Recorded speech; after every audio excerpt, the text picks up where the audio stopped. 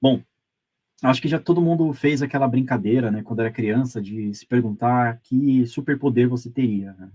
A maioria das pessoas gostaria de ter super força, ser invisível, saber voar, né? Às vezes tem algumas coisas um pouco mais criativas que vão além disso, mas pensa aí agora você por um minuto, né? Se você tivesse um superpoder, se você tivesse essa capacidade de escolher qualquer coisa, que tipo de superpoder você teria, né? Super força, voar, invisibilidade, enfim. Comenta aí também depois para a gente ver se tem alguma coisa, sei lá, que vai além, né, desses três pilares tradicionais que normalmente as pessoas têm de vontade, digamos assim. Eu lembro quando eu era criança, acho que muito influenciado também por algumas propagandas, acho que nem crianças, né, início de fase de adolescência, eu tinha na minha cabeça assim que eu queria ter um poder de visão de raio-x, né? Esse era o superpoder que eu gostaria de ter, saber como as coisas são por dentro. E eu cheguei muito perto disso quando, lembra daquela época que eles lançaram aqueles aplicativos de celular que falava que a gente poderia ver por dentro das pessoas, né? Vocês lembram disso? Esse envie raio-x para 77888. Eu não sei nem se esse número provavelmente não funciona mais, né? Mas esses golpes aí que existiam antigamente, né, de poder ter visão de raio-x, esse tipo de aplicativo, virou, não sei se é uma febre propriamente dito, mas muitas pessoas acabaram baixando essas aplicações sem saber, né, quais eram as consequências em termos de confidencialidade, de privacidade, né, mas enfim.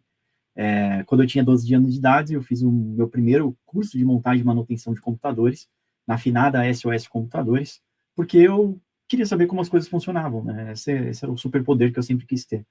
E aí, alguns anos depois, né, eu já ficava encantado pelo conceito de case mods, então eu lembro de ter construído ali meus primeiros gabinetes, esses que eram brancos, mas ficavam bege por causa do tempo, até chegar ali, sei lá, com meus 19, 20 e poucos anos, quando eu tive a oportunidade de construir para outras pessoas, porque eu não tinha o poder aquisitivo para comprar o meu próprio equipamento, mas eu sempre gostei muito desses gabinetes transparentes que mostravam todo o interior ali do computador, né?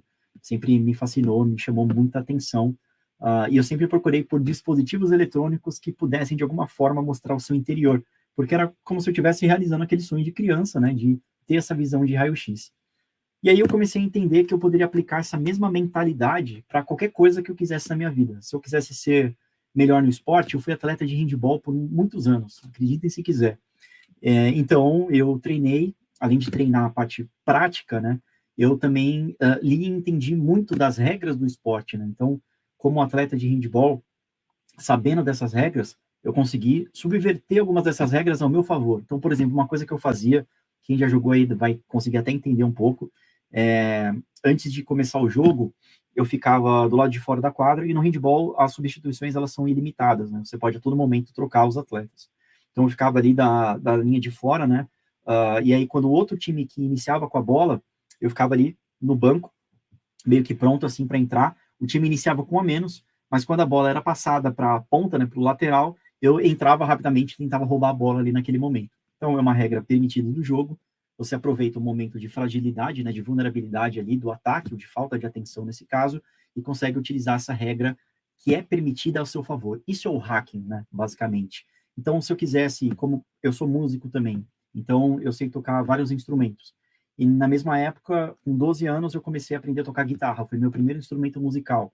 E eu percebi que eu precisava entender as técnicas, obviamente praticar constantemente, explorar diferentes estilos. Então, apesar de gostar muito de rock and roll, foi por conta disso, né? Aliás, foi por conta do Slash do Guns N' Roses que eu comecei a aprender a tocar guitarra.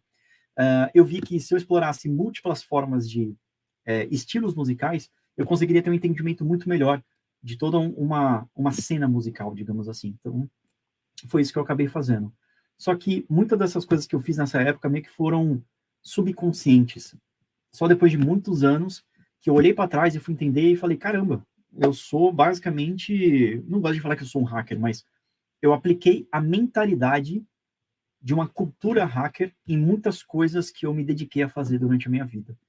Idioma também foi a mesma coisa, né? Então, se eu quero aprender uma nova língua, um novo idioma, eu tenho que interagir, eu tenho que me emergir numa nova cultura, praticar a conversação de uma forma diária, compreender nuances gramaticais, neologismos.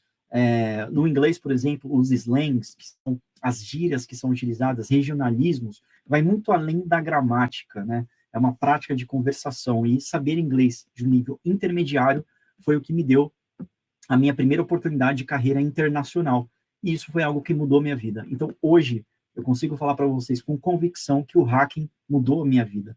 A forma de pensar como um hacker mudou a minha vida, porque eu, sem querer, sem saber diretamente, acabei aplicando esses conceitos de criatividade, de querer saber como as coisas funcionam, de uma forma indireta, involuntária, e, cara, isso mudou basicamente, assim, todos os aspectos da minha vida, né? Então, eu acho que é por esse motivo, inclusive, que eu estou aqui hoje.